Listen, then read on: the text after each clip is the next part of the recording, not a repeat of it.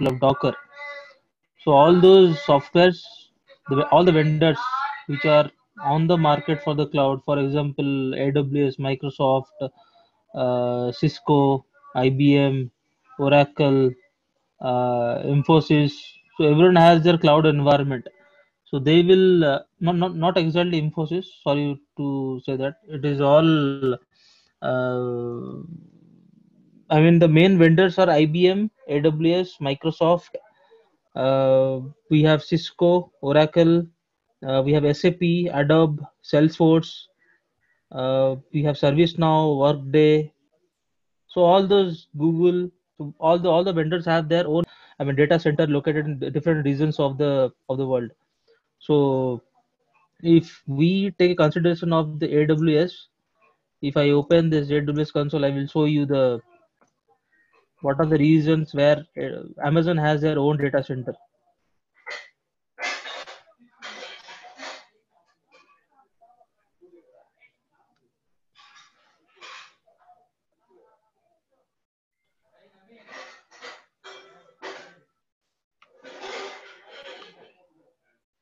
We can create any of the users, and to create this user the same way you register in any of the portal for any of the software. For example, we can take a example of Facebook.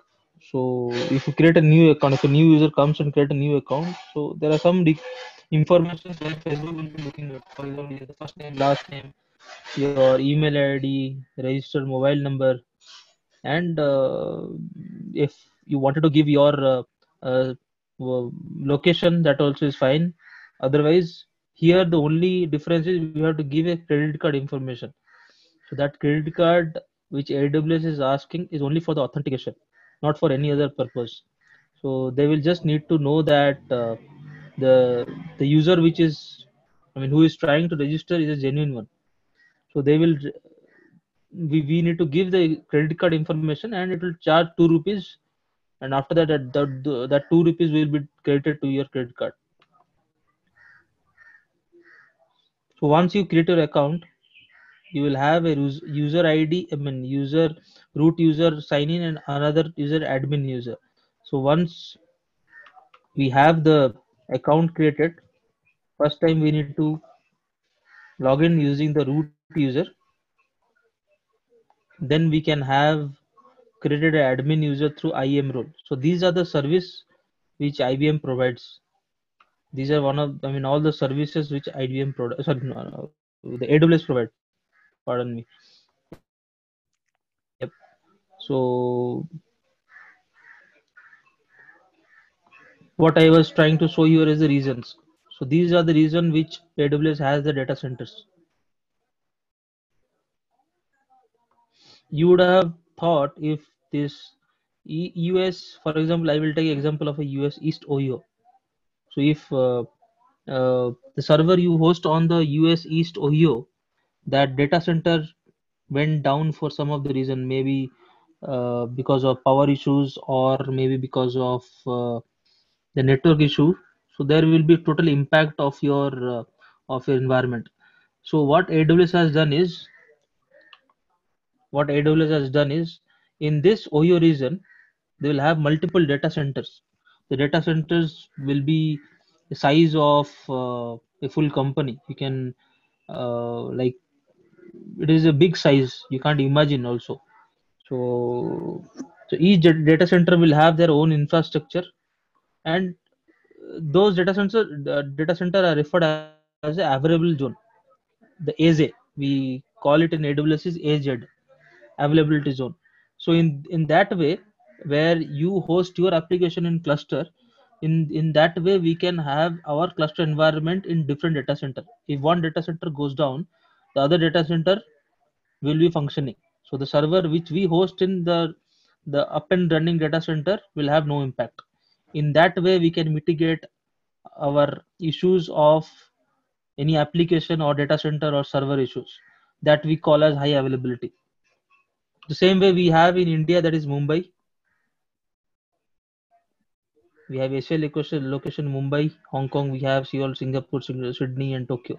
The same way, yeah. Every Amazon has the highest share in the market, because the AWS has started at I mean the first cloud vendor available in the market is AWS. That is why it has the most number of shares in market.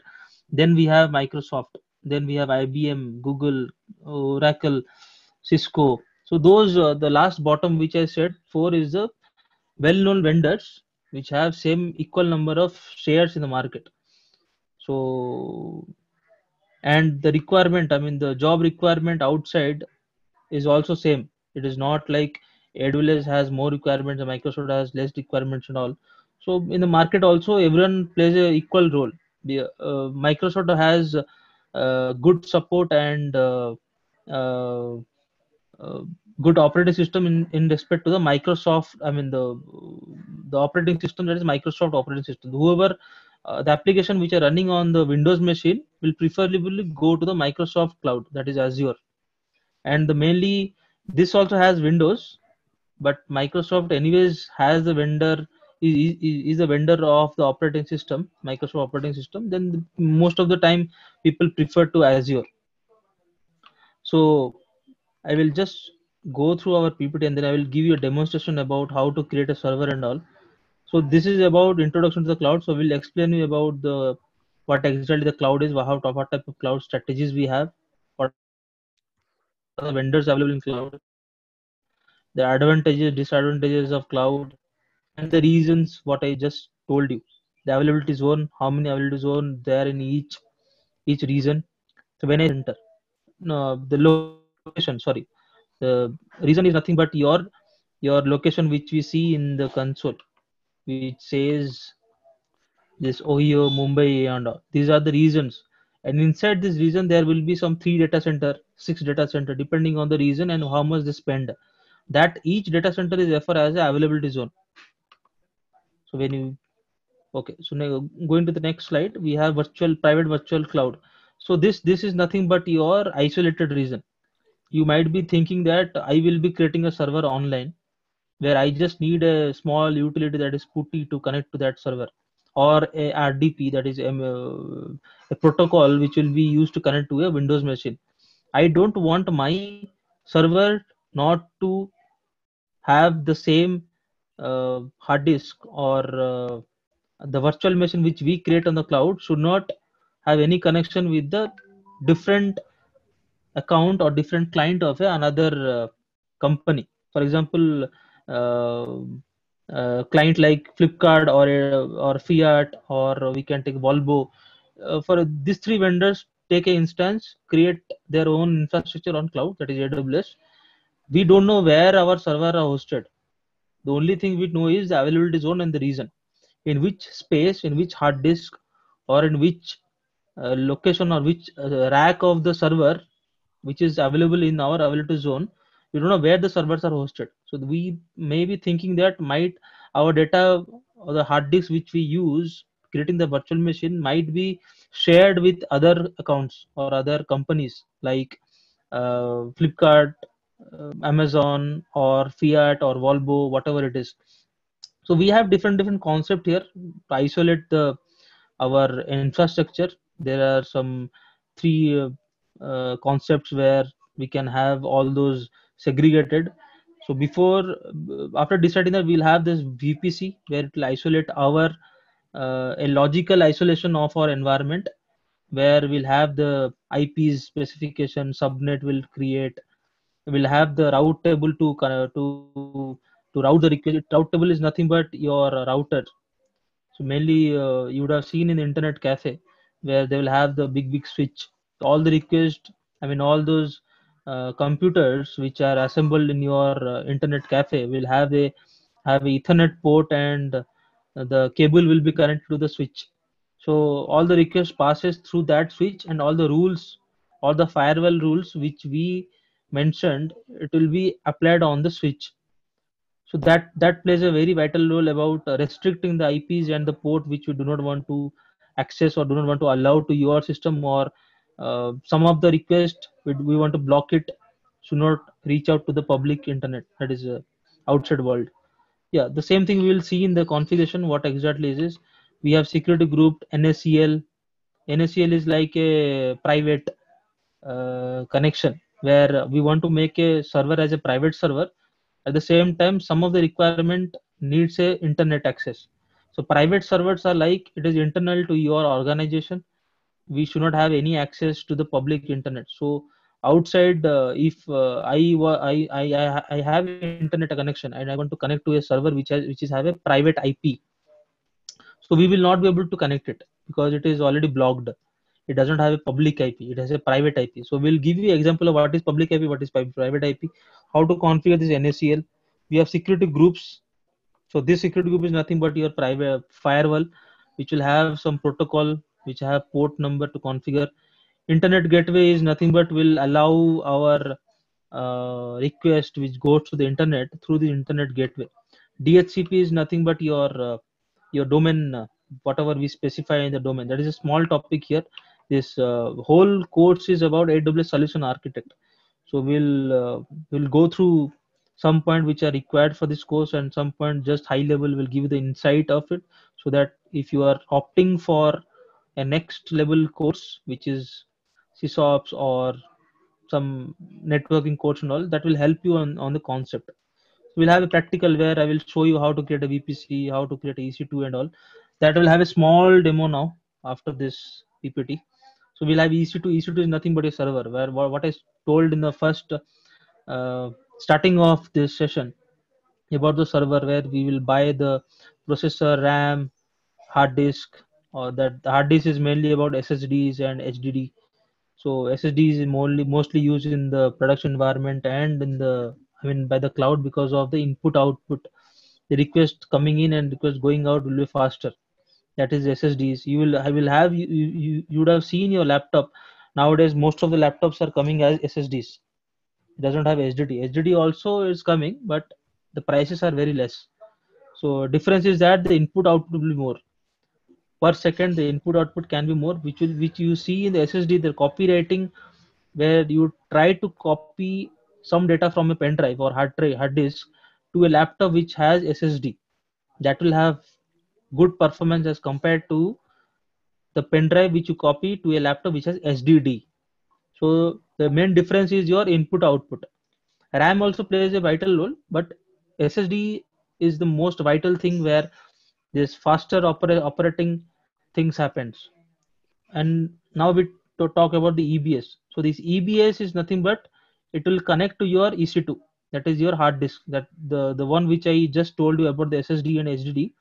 This is about the EBS. So we'll see all those things practically: creating a server, assigning an operating system, um, associating a RAM and the hard disk or EBS.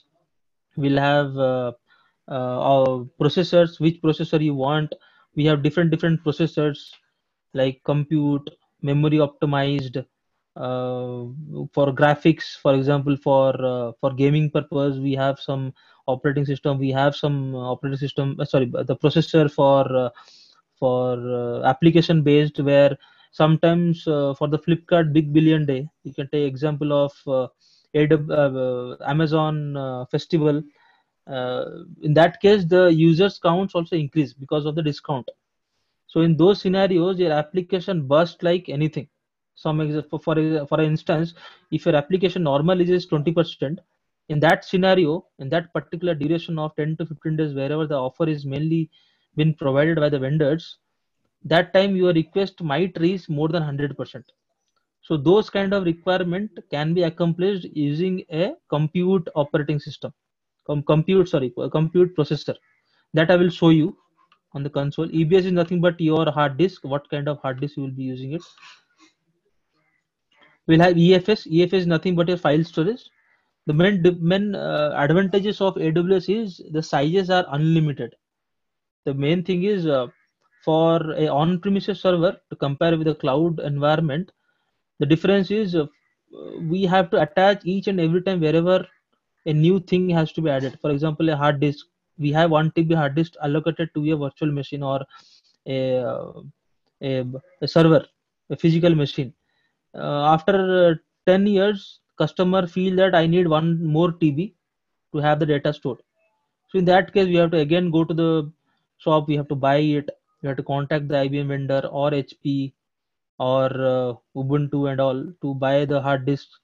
So they will buy it. They will attach it to the server, the assembled server which is already existing. Then all this formatting happened. Virtual machine we have to add. We have to allocate to the some virtual machines and all. So all those things. Sometimes we will have the NAS storage also. This NAS storage is nothing but your EFS. So when I talk about the addition of 1 TB, if that 1 TB has to be added as a NAS, we have to convert uh, that hard disk into a NAS format. Then only system will understand that it is a NFS.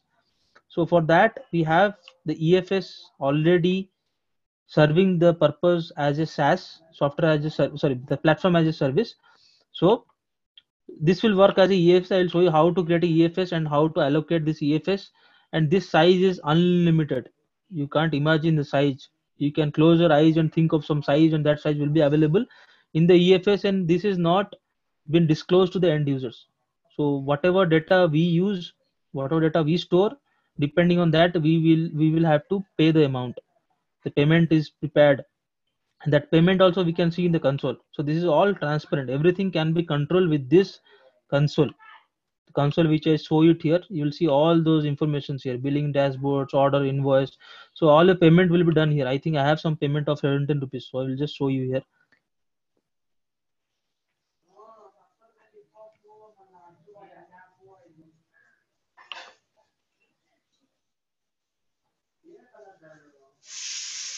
I think I had some. Maybe I would have given the payment. So you can set all those alerts, whatever you think. So the same way I have given some address here. This is my number. This is the credit card which I registered here.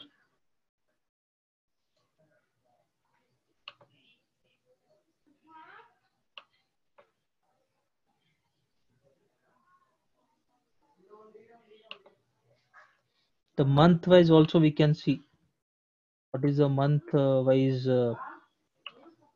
expenditure which we have already used it. I have to check on that. Okay, anyways, I will show you what later on that. So let me don't waste time and go to this. Okay, so ELB is nothing but your load balancer. You would have heard about, if you're already working on some account or some project, you would have heard about the F5, where the public request directly reaches to F5, and the F5 route the request to your uh, backend servers or your database.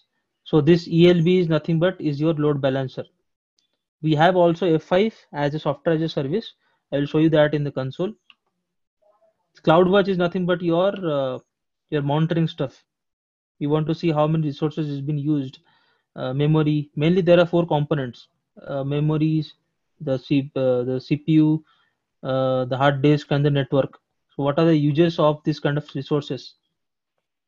Auto scaling is nothing but the same example which I gave. Here mainly why we always talk about Flipkart and AWS is, sorry, Amazon.in is the best example in the market where the the number of users connecting to the systems are fluctuating. I mean, normally fluctuates because of the festival season or because of some offers. So in that case, if AWS or if Flipkart, if they are hosted their environment on cloud, maybe on any vendor, for example, in this case, take example of AWS, if they have 100 servers serving the application server request, if the request goes up, for example, normally they have 60% utilization of the CPU, and they have a threshold. If it increases 80%, for example it does in the festival time, they can increase the server to 50 servers more. If they have 100 server allocated for the for the portal that is having Flipkart, which will have all the web content, having the items and the description about the items, payment method and all, they can increase to more 50 depending on the load of the server. So we will set an alert where the system reaches 80% of CPU utilization. It will directly trigger more 50, more 100, depending on the configuration. And as soon as the system utilization reaches 60%, comes down to 60 of the normal users, all the 50 servers or hundreds of which we created automatically using this auto scaling will be shut down or terminated. So that kind of feature also we can do it here, that configuration. Identity and access management. These are the user creations. You can see here, if I go here, you see EC2, we have just uh, gone through it. We have VPCs. This is the IAM. This is IAM. We have VPCs as well. Or if you takes time to search, you can have this service name here and it'll give you the service name.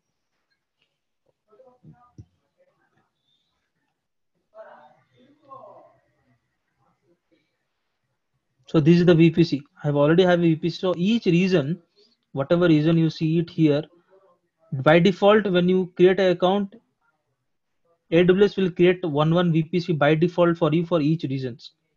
It will have one subnet, which we will cover in our courses. One subnet will be there for each availability zone. So each region will have one VPC. Each availability zone will have one subnet created by default. So IAM is nothing but it will create your users and groups.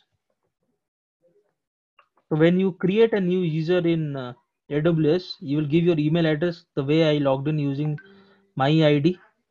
That is that Bhavani.devops something the ID I've given. So using that ID, we have to create one user that is admin. You see, I have created one admin here, admin user. I've just used some username Terraform, whatever you can give. So after creating that user, we need to add a group. That group, we have some prerequisite groups also available. So I have used the admin group, which will serve as same as your root user. So all those configuration will see it, how we can do it.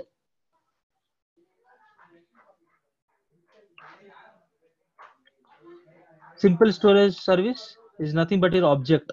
It is a kind of storage, but it will treat all those files or directories as an object. So we can have, I mean, trillions of data is stored, and whatever we store, which can be accessed publicly outside until unless we provide the access to that particular user. And this can also serve as a web servers also. So you can see we can instead of installing HTTP server or any web servers, we can have hosted when we can host our web content as a WAR file or whatever is required for a static content. We can put it in the simple storage service S3. We call it as a S3. Just this is called as S3. So so this S3 will serve as a versioning control system, lifecycle management, will have storage. For example, if you want to have a backup, and in AWS, all the backup is actually in the backend is stores as a S3. So the backup stuff will learn it in the EBS section, where we don't have to write some backend commands to take the backup of our file system or some hard disk. By simple click, it will have an incremental backup. If the whole day backup has been taken, next day backup will be incremental. And you might be thinking that while restoring, how we will come to know that we are restoring at the particular point in time. So that will be taken care by AWS. So no worries on that. So the inside part, how the concept and how the architecture is designed, that is not aware to the end users. They will not disclose all the stuffs.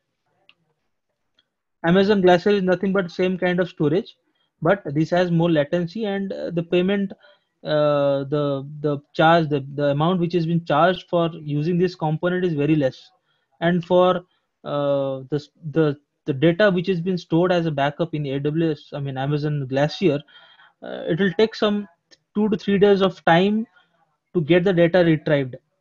So if I place a request today of a data which has been stored in the Amazon Glacier, so that will take some 2 to 3 days time to fetch the data. I mean, for me to fetch the data, it will take 2 to 3 days time because AWS has to approve it, and that is a process. For for that, they are charging less. So here we can store some log files. we can store some history of data like 15 years, 20 years data, like we use a data warehousing for banking accounts and all.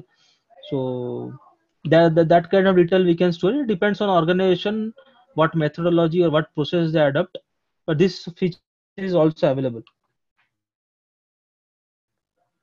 Is about DNS, is about the our domain name. For example, you created DNS name for a google.com, so that google.com has to be added in the root server and name server. If you have any idea about the DNS, how it works out. So route 53 is our port number, and that's why they're given the name as Amazon route 53. So we'll configure our infrastructure, creating the servers, creating load balancer and all.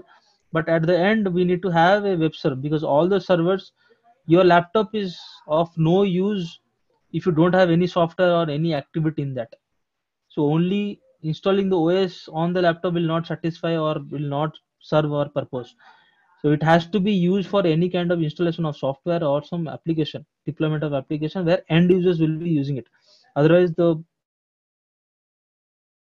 we spend is not no use.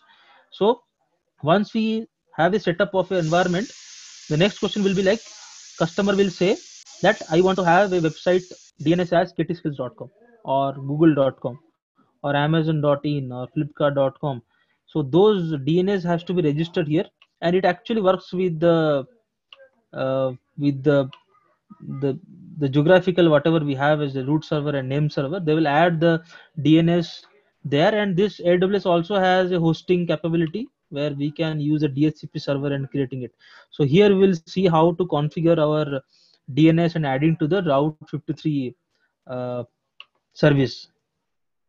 XQ, the Amazon Simple Queue Service, QS, SQS we normally tell, and SNS. So these are the queuing service which you would have learned about the MQ, message queue and all.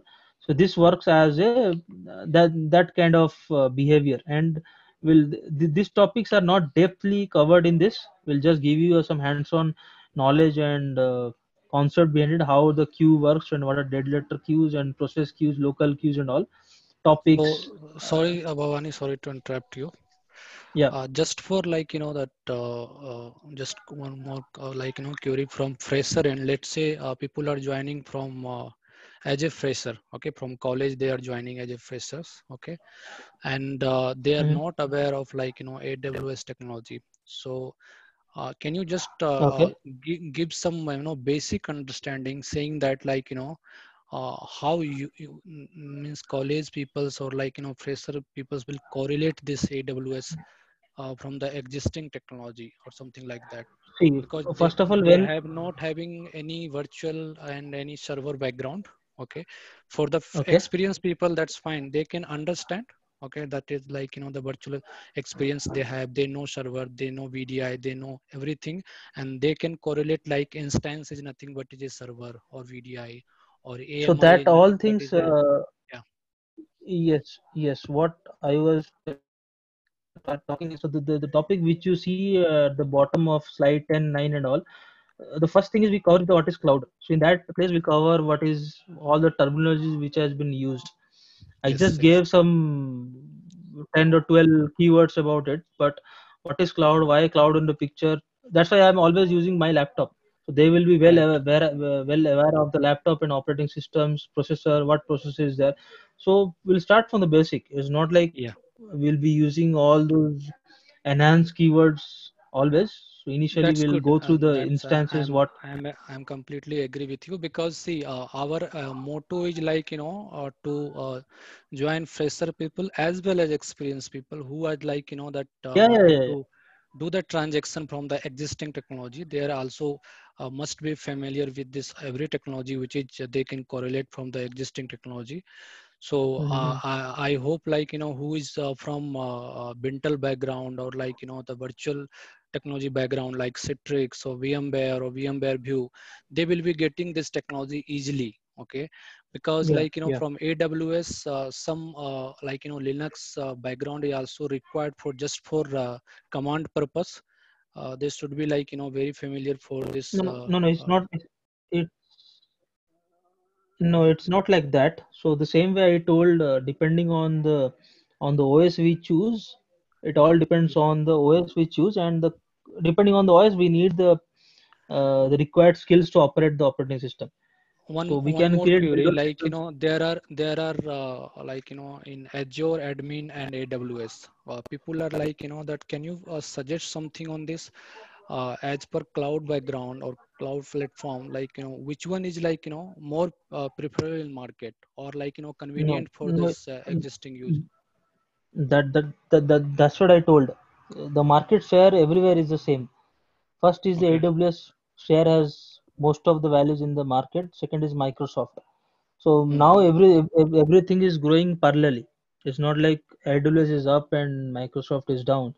So most of the users preferably go to, or most of the client preferably go to the Azure because of the operating system, because Microsoft is the vendor of the Microsoft OS, Windows Yeah. OS. So that is why they preferably go to the Azure. But the same OS, the Windows OS, is available in the AWS also. So it depends on the marketing strategies and which vendor they trust.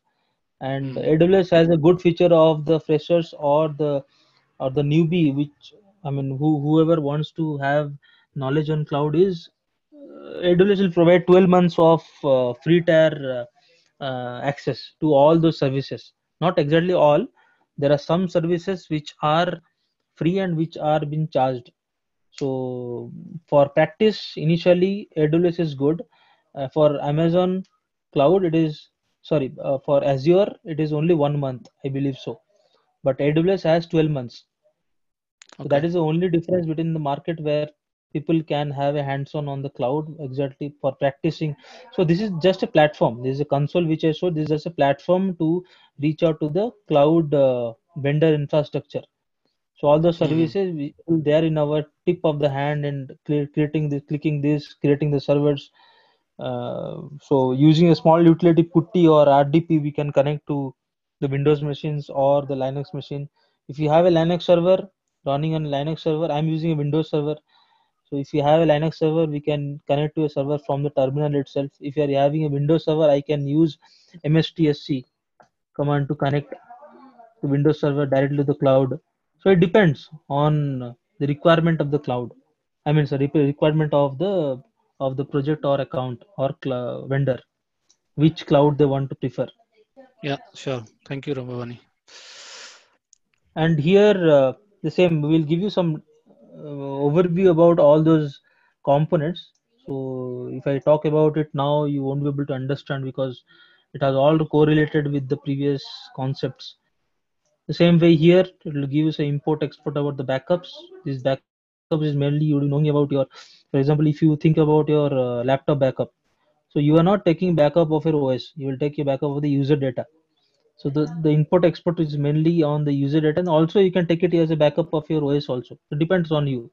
Customer always try to take backup of their user data. That is more important. OS is anyways, if they have some configuration, they will only take the configuration file. Relation database. They also have a database as a software as a service. You would have heard about the MySQL, Oracle, SQL, DB2.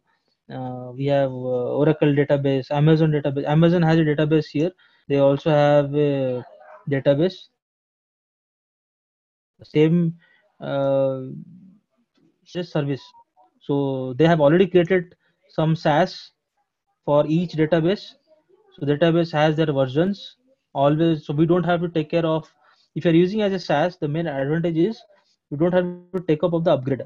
You might be seeing in your laptop when you're using old version of Oracle 10 or 11.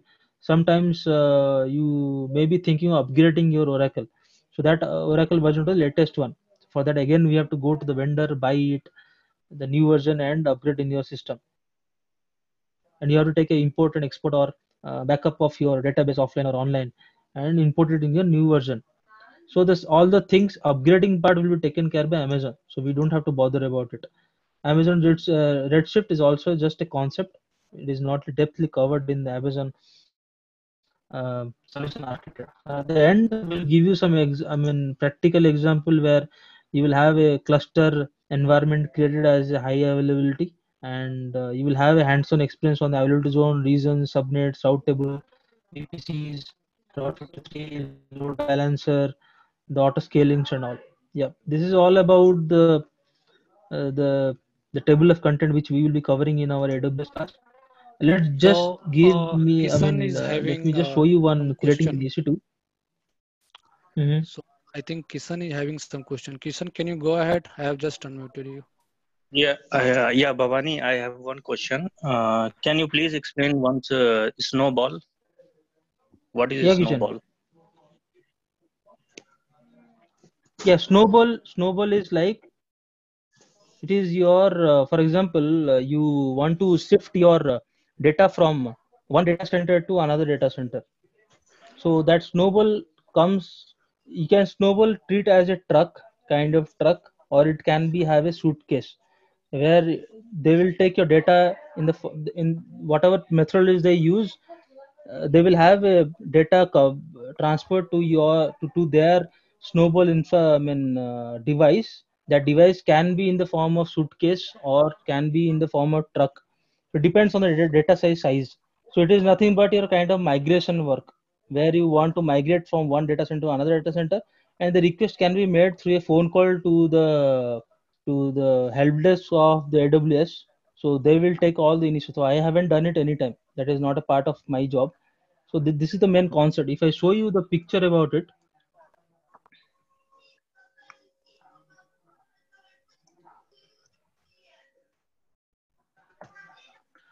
that is a high concept. It has never been covered in this AWS solution architect.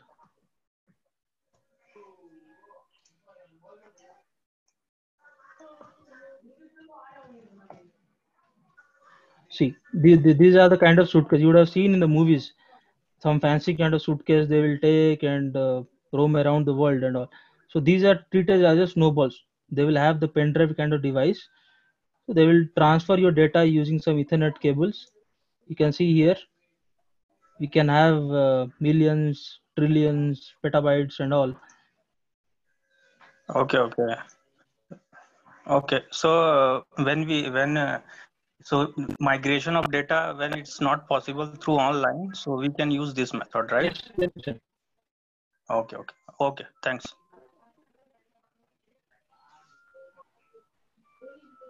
Yeah. This is a enhanced solution architect course.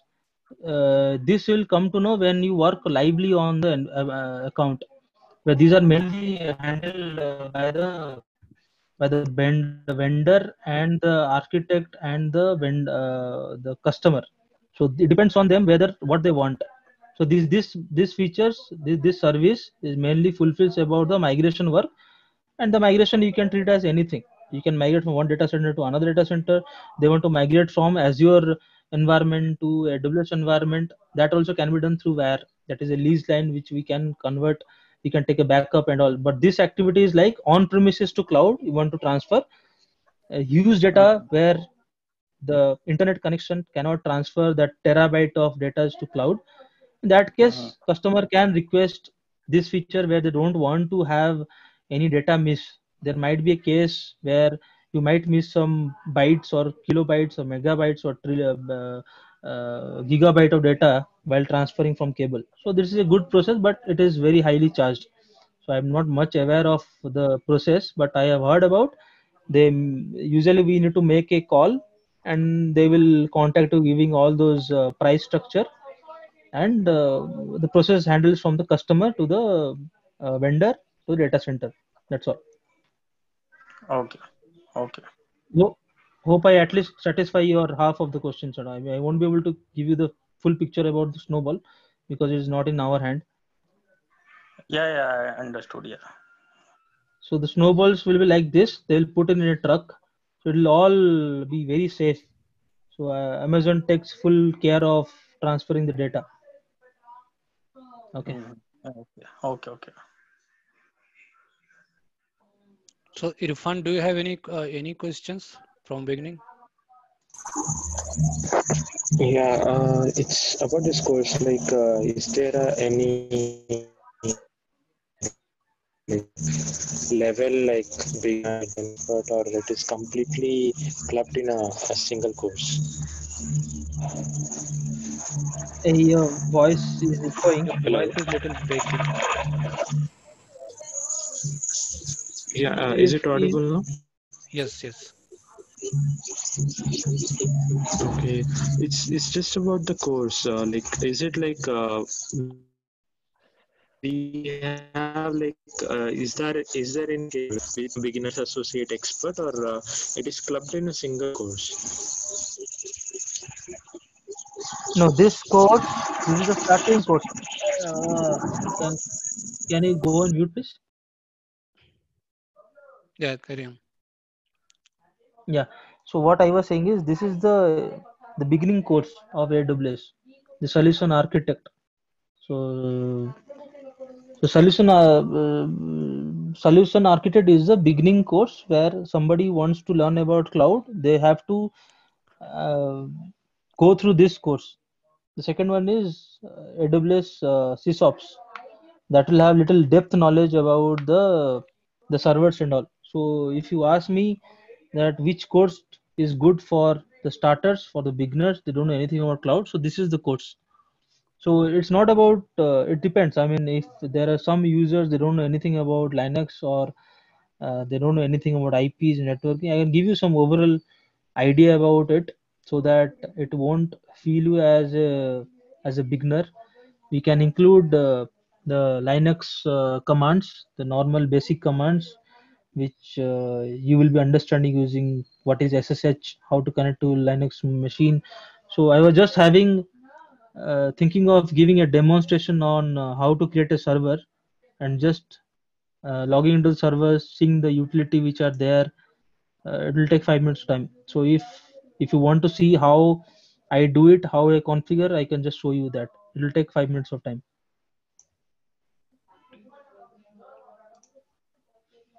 Yeah, Irfan, hope I answered your question.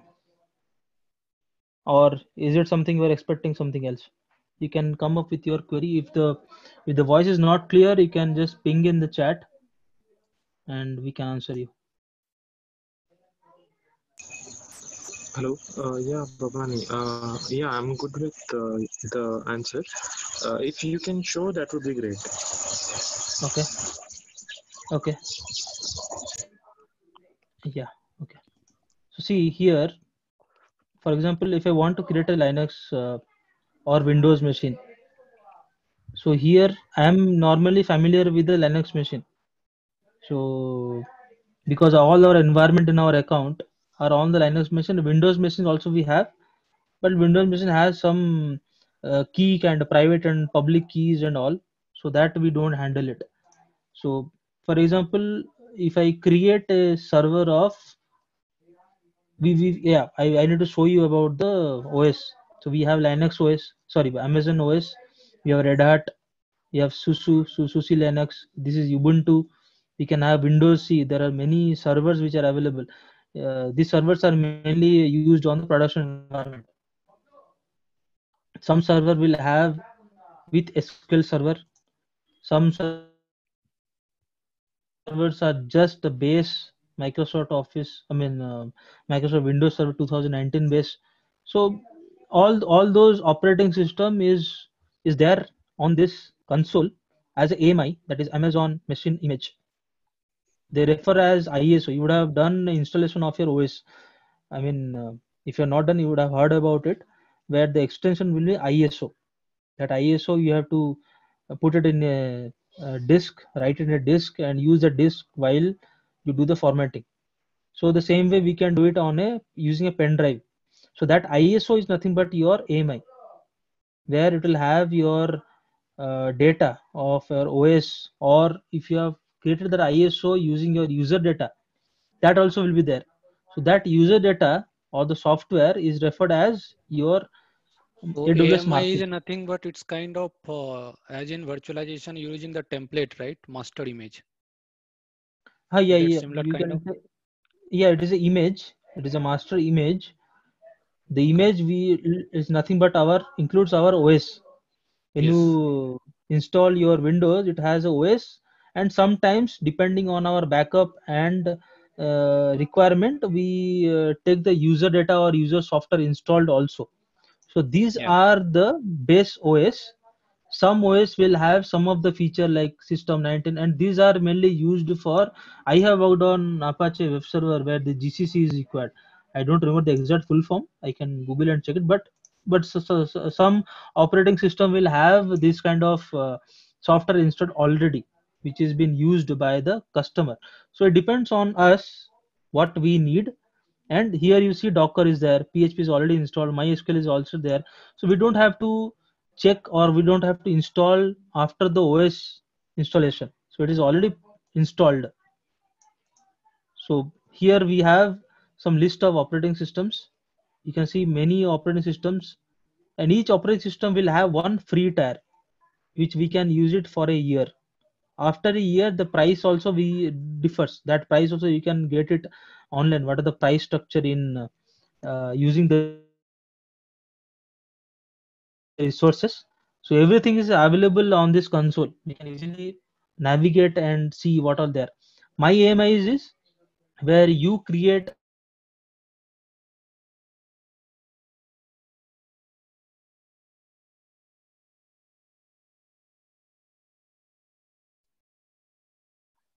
of I think we lost you, Bhavani. an operating system. For example, I used uh, like I said, is it back? Yeah, yeah. Okay. So what I was saying is, when we create a OS, we'll have the prerequisite software installed. Depending on our requirement, we can choose the OS, and each OS will have some uh, types of, I mean, families of processors and RAM. So if I go through this Red Hat, for example, I'm taking an example of Red Hat. Red Hat is a well-known vendor outside for OS. So see, here is mentioned free tier eligible, and depending on what I said earlier, that we have many flavors of processors. So if I click this, it will give you some detail about this family.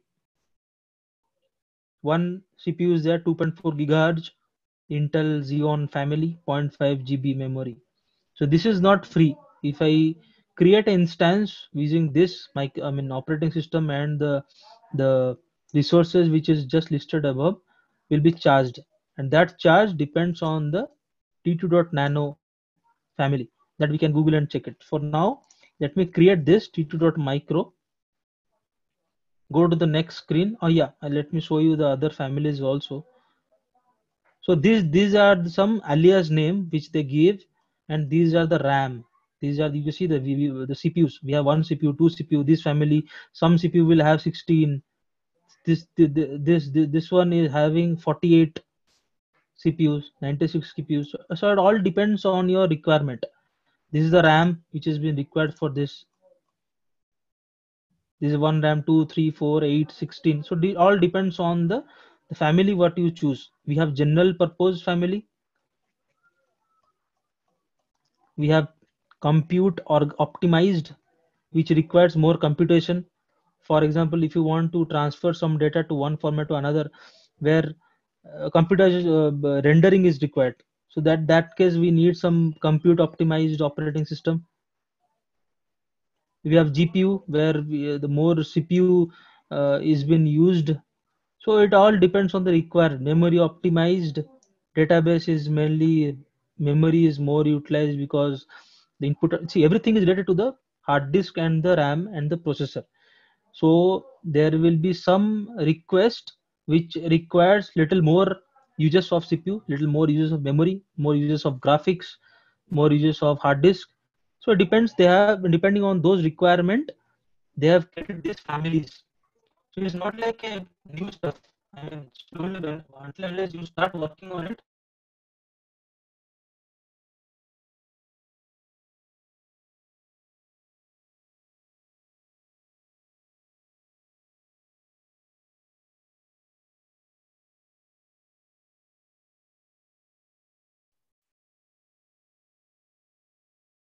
We're not audible.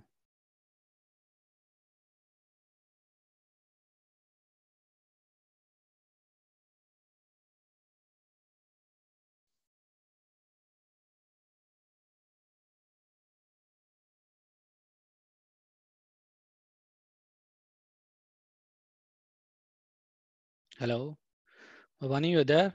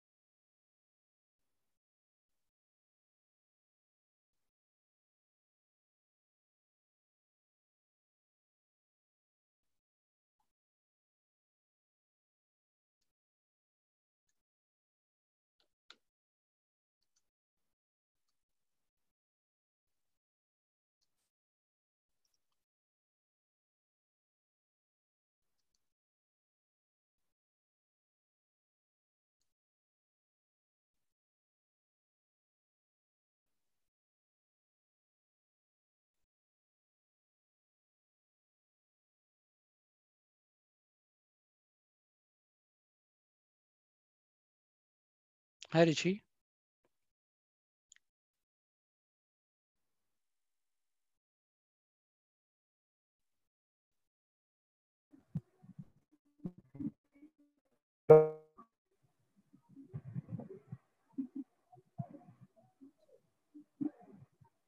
Vani, we cannot hear you.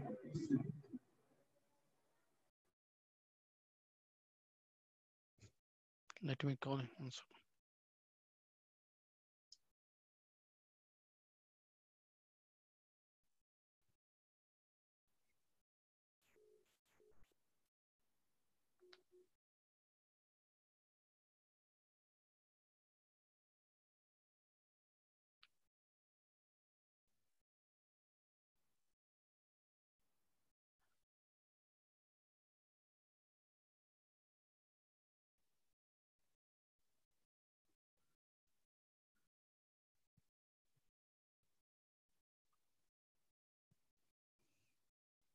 Hello. Let me quickly back it up. Yeah, Okay. actually, I think there is some network issue. No issue. You can So if you just start explaining, join. okay. So hello. Hi. Yeah, it's visible, but your voice is not audible. That's all. Now Okay, it's cool. fine. You can go ahead. Yeah. Okay. So the subnet will be use the availability zone. It will have a enable and disable. Enable is our public IP. Disable is our private IP. So depending on the subnet configuration, the server will be created as a public server or a private server. Public server advantage is we can connect it from the outside world using internet. Private IP is we can connect, but there is some NAT configuration is required where the translation has to be done. There is some keywords here I'm using, so that will I will explain it on the class where the translation has to be done in order to make that server visible in the public world. I mean public internet. Capacity requirement is not mainly required here. It should be open always. IAM role, I have not created any users now or role, that we'll see later. These are not required actually for the basic understanding. So stop behavior is, if I want to stop a server, what kind of behavior it is? It is stop or terminate. Terminate is like it will directly delete that server, remove that server. Stop is like it will shut down your server. That is the whole difference. Let me quickly go to the. We lost your screen.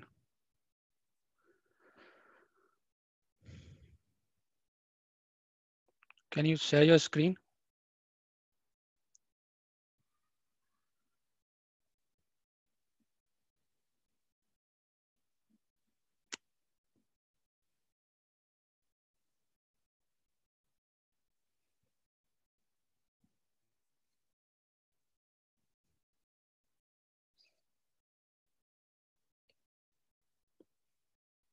I think there is some network issue, Bhavani, from your end. Even we lost your screen this time.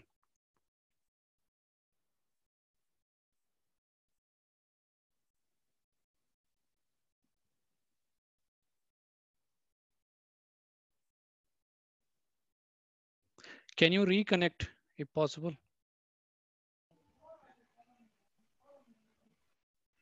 Yeah, is it audible now? It's audible, but we lost your screen. Can you share your screen?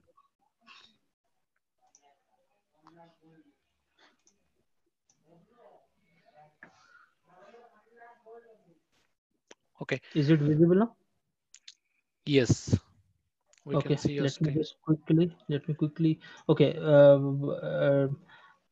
did you, yeah, Irfan, where did you miss me? I mean, this page, or let me start it from beginning. Okay, so Sandeep, just let me whether it is visible or not. Yeah, it's visible.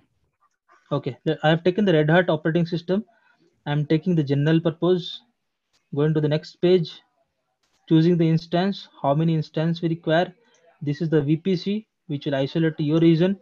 This is the subnet, which will give you which availability zone or data center we want to create this one server, whether we want to make this server as a private server or public server, depending on the IPs, auto assign IPs. This is not required here. IAM role, we do not have any IAM role created. Stop behavior is like, stop is nothing but your shutdown of your system. Terminate is deleting your system, stopping and deleting. This is the difference between stop and terminate. The feature is, if you stop with whatever data we have running as the same as it is, terminate is it will remove and delete all your data also. This is a kind of feature which I was talking about, not colliding with the customer's data. Rishi, do you Shared have any questions? You were asking something regarding certification.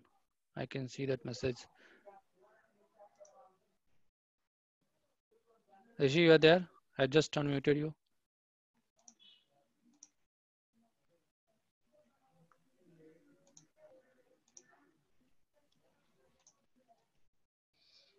Where is the message, Sandeep? In chat message, Rishi is having some, he done the private message to me. It's for only for host. Acha. Okay. Okay. Okay. So Okay. I've just asked him. I've just done the unmute for him. Let him ask. Rishi, are you there? Okay. Go ahead, Bhavani. If he's having any question, he will again ping me. No worries. Yeah. Okay. Okay, fine. So these are the informations which we will be providing here on the console. Go to the next tab. Here you will be specifying the how many size we require. By default, Amazon give you 30 GB free. Apart from 30 GB, it will be charged, and that amount is very minimal. But if you forgot to remove that server, it will be huge in the end of the month. We have different varieties of EBS. Those are the storage that depends on the input output, where if you go to this, it will have 100 IOPS, that is input output per second. This will have some n number, I think nearly 10,000 something. So we can specify here, not 10,000, it's 3,000 I think. So I have to check on that. So this is magnetic standard. So that also, it is kind of HDD, is very slow. So I will use this volume type, that is EBS. This is not nothing but it will give some name to your server so that you identify it. This is your firewall, where if you want to block, if you want to allow your SSH protocol, if you want to allow RDP protocol, RDP is used for Windows, SSH is used for Linux. Hi, Rishi. Hey, hi. So, Bhavani, I have a question. So, suppose if I will go for the AWS certifications, so will you help in that as well?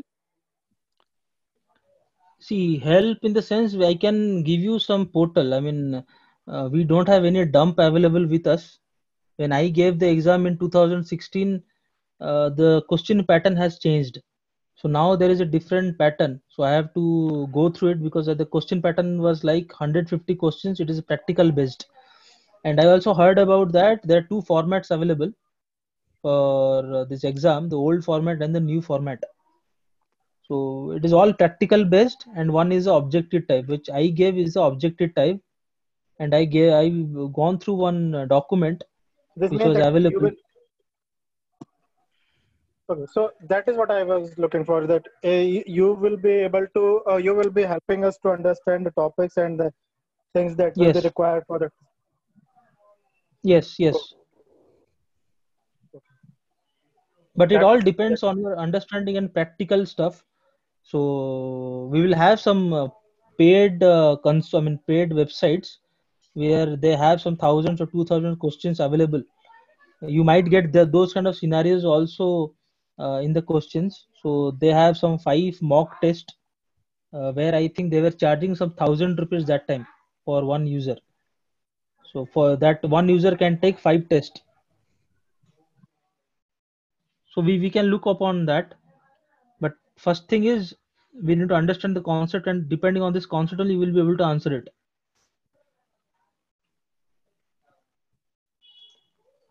Okay. Should we move ahead? Yeah. Okay. So these are the security groups. So these two security group I have configured. I will show you that also. So this I will choose the security group. These are the firewall rules which we specify while creating the firewall. Sorry, the specifying the security group. Go to the review and launch. It will give you some summary page of your information. This is the security group which we have created, and these are the rules available here. These are the protocols. This can be connected from anywhere. 0.0.0.0/0 is the IP which can be used for if you want to connect from anywhere to anywhere. SMTP is mainly used for ping feature. All TCP we usually give, but for all ports, we'll go for launch. Anyways, you would have heard about the key, the key pair. For that, I have already created a AWS key that you can create a new key. You can give some name and keep download. Will download to your system. If you are using a Linux machine will understand the .pem file. Windows machine will not understand this PEM. So we have to convert this PEM key file to the PPK file. I will show you that all the tools we have. So I will use this AWS already converted PEM to PPK file. I think I already have this key, or let me create one. It's better.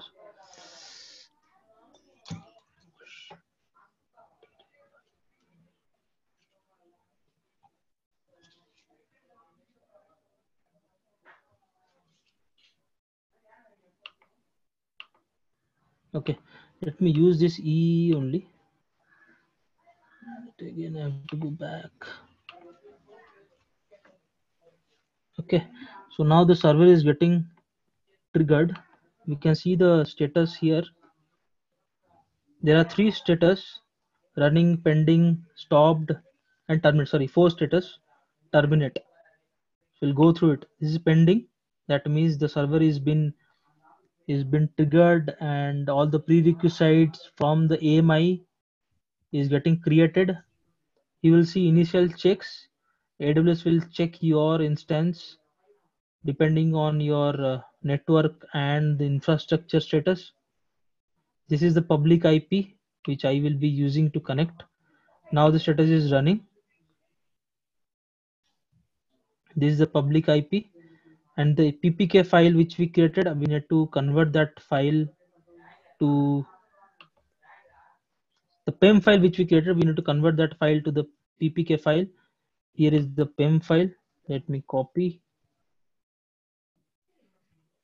put it here. We have to use this PuttyGen. There is a tool which convert as open source. This is a kilobyte or bytes of size. I mean byte size 180 kilobyte of size. This PuttyGen. You have to open this, upload this whatever key we have created.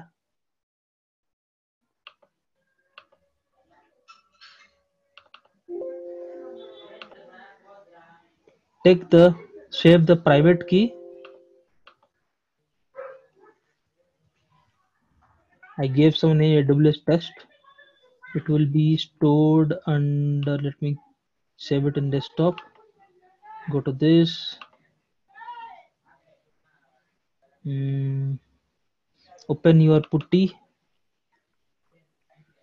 Go to your SSH auth. browse this ppk file which we created just now. Go to sessions. I'm just giving an alias name. Save. So we don't have to do the setting again. Browse it, the ppk file, and connect it. Click on this. Load.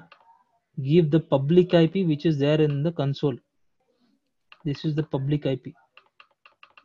Just I copied it.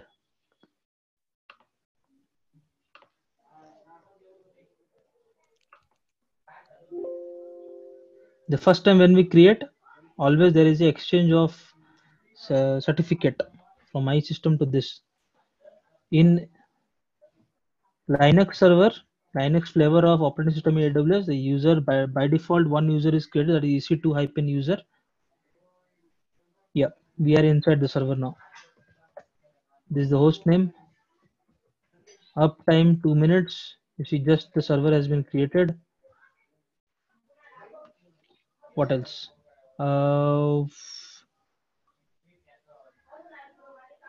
Yep. So now the server is up and running. We can switch to root. This is the root. If you want to see which user is connected, is EC2. We can do update.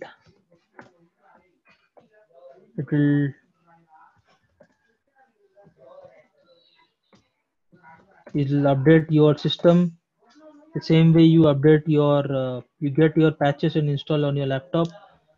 Same way we have to execute some command to update.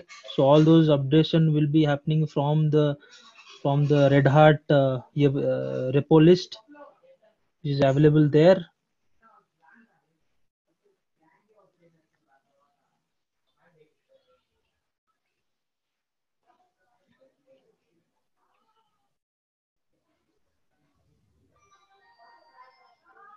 It will take some time to update, like 1 minute or 2 minutes.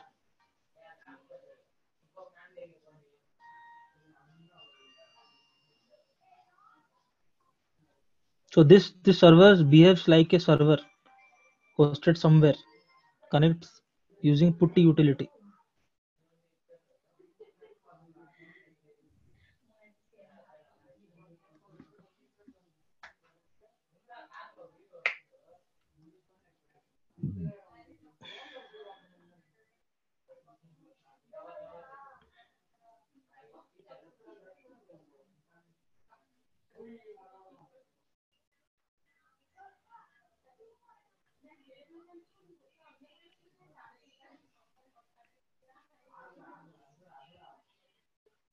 Yeah.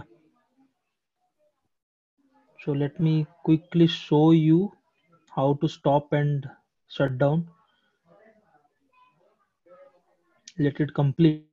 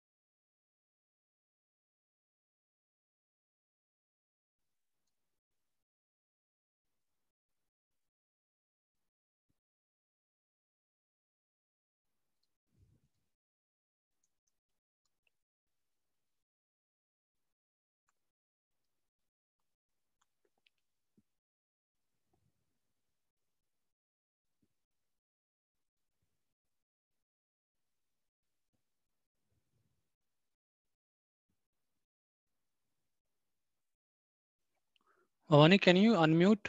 I can see it's muted. I've asked you for unmute.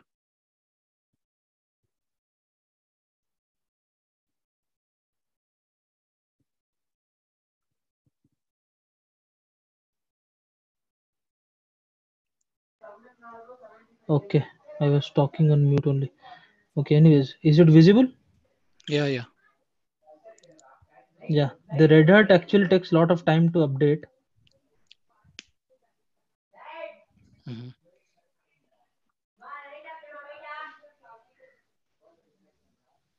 So once that update is done, we'll try to close the, stop the server and terminate the server.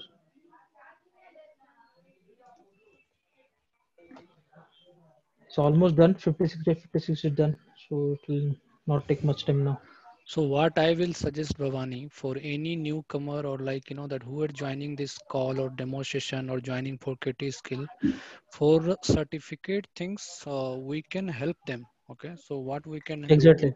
we can just give the proper format what actually AWS are coordinating for the exam or that same format we can prepare them. Okay. And if required to hand over the dump and all, we'll figure out and we'll share them for just for reference. Okay. So Correct. that definitely help them to if somebody is joining here, that means definitely they are expecting these things from our side to help them for the Mhm. certification. Correct. Okay, so that we can do. Yeah, thank you. Yeah. So the server has been updated. This is the IP which you see here. This is the private IP. It will show you. Okay. So this is all about the demonstration today. And let me quickly stop the server and show you the status here. You just go to this action, instance state, stop and terminate, reboot. Reboot will restart, stop will shut down, terminate will stop and delete your instance. So let me stop.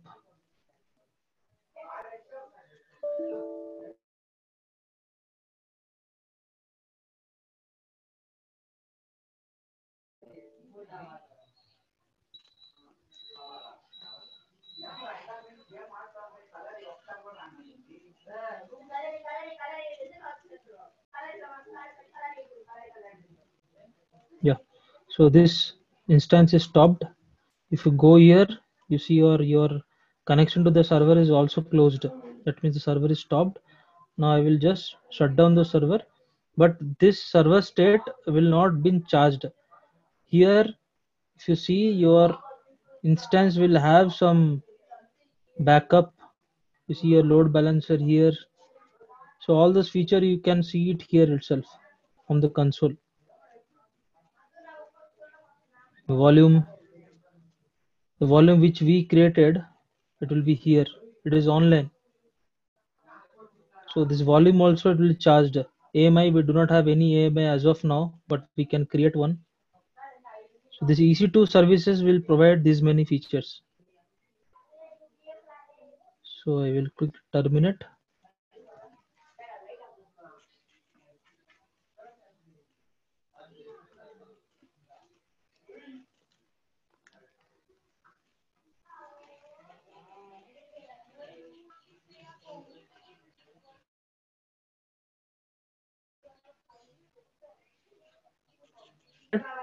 If you go to this volume, you see there should not be anything. Yeah, it is not there.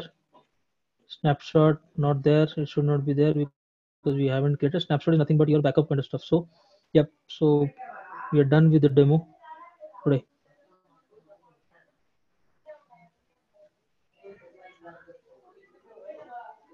Thanks, Bhavani. Thank you for your time and it was fantastic lecture and it was so interactive.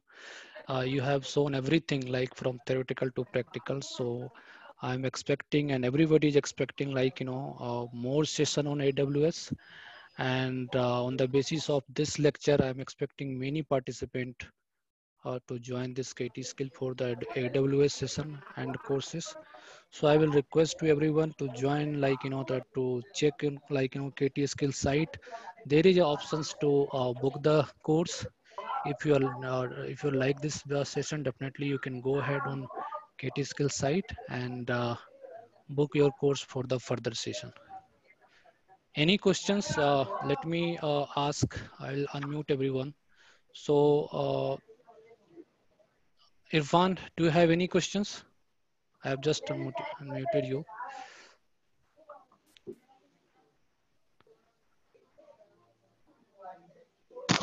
Yeah, no questions from my end. Thank you, Bhavani. Thank you for the Thanks. brief introduction. Thanks, Thank you. Irfan. Thank you. Kishan, any questions?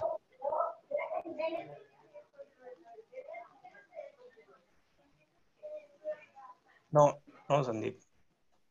That's fine. Okay. So thanks, guys. Thanks for joining this call.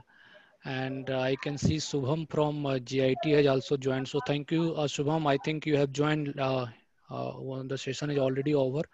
So going forward, like, if you guys are like, from GIT, I will request you everyone to join the, next session on Sunday, coming session on VMware, Wintel and Python. So you can join tomorrow session, and we'll schedule a new demo session on next weekend as well.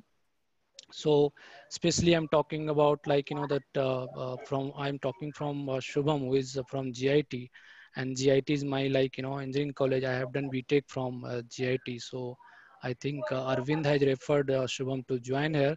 So thank you, Shubham, for joining this call. So thanks everybody, and see you soon in that different meeting. Thanks Bhavani again for your nice session. Have a good day, guys. Bye. Thank you.